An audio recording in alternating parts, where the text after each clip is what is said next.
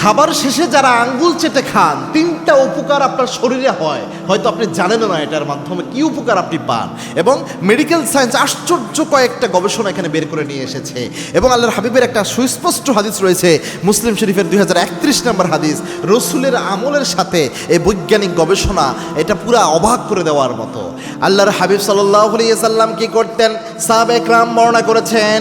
আল্লাহর হাবিব সাল্লাল্লাহু আলাইহি সাল্লাম নিজেও বলেছেন, কেউ যেন তার হাত ধুয়ে বা মুছে না ফেলে যতক্ষণ পর্যন্ত সে হাতটা আঙ্গুলটা চেটে না খায়, আঙ্গুল যতক্ষণ চেটে না খায় সে যেন হাত ধুয়ে না ফেলে। এটা গুরুত্বপূর্ণ একটা বিষয়। আল্লাহর হাবিব সাল্লাল্লাহু আলাইহি সাল্লাম খাবার শেষে তার আঙ্গুলে যে খাবারগুলো যেখানে যেখানে লাগতো তিনি আঙ্গুলটা চেটে খেতেন। মেডিকেল সায়েন্স প্রমাণ করেছে যারা আঙ্গুল চেটে এইভাবে খায় খাবারের শেষে, এক নাম্বার শরীরে ভালো ব্যাকটেরিয়া প্রবেশে সাহায্য করে এই জিনিসটা।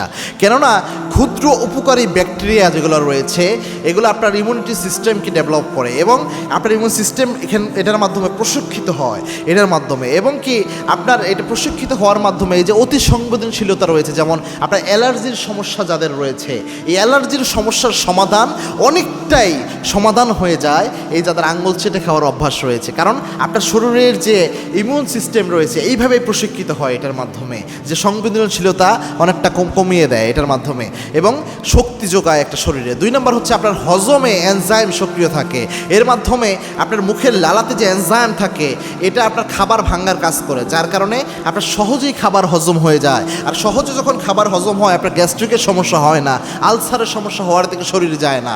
3 নম্বর হচ্ছে খাবারের ওয়েস্ট কমায় দেয় এই যে আঙ্গুল চেটে খাওয়া। কেননা আপনি যখন আঙ্গুল চেটে খান অল্প খেয়েও, তখন আপনার ব্রেনের মধ্যে এক ধরনের কমপ্লিটনেস সিগন্যাল তৈরি হয়, যার কারণে অল্প খেয়েও যখন আঙ্গুল চাটেন আপনার ব্রেনে সিগন্যাল আসে আপনি পরিপূর্ণ খাবার খাওয়া শেষ। তখন অটোমেটিক দেখবেন অল্প খাওয়ার পরেও আপনার পেট অত বেশি ক্ষুধা থাকবে না, পেট ভরা ভরা লাগবে, একটা মোটামুটি মনে হবে যে না তৃপ্ত একটা অবস্থা, পরিতৃপ্ত একটা অবস্থা চলে আসে।